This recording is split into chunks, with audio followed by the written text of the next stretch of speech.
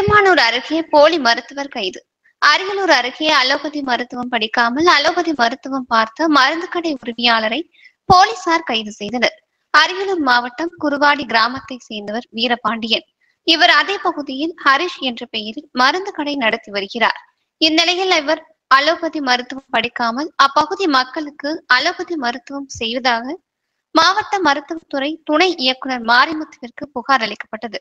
புகாரின் பேரில் புதன்கிழமை அன்று வீரபாண்டியனின் மருந்து கடையில் மாவட்ட மருத்துவத்துறை துணை இயக்குனர் மாரிமுத்து திடீர் ஆய்வு செய்தார்.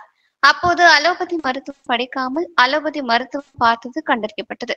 இதுகுறித்து தூத்தூர் காவல் நிலையத்தில் மருத்துவத்துறை துணை இயக்குனர் மாரிமுத்து கொடுத்த புகாரின் பேரில் போலீசார் வழக்கு பதிவு செய்து வீரபாண்டியனை கைது செய்தனர்.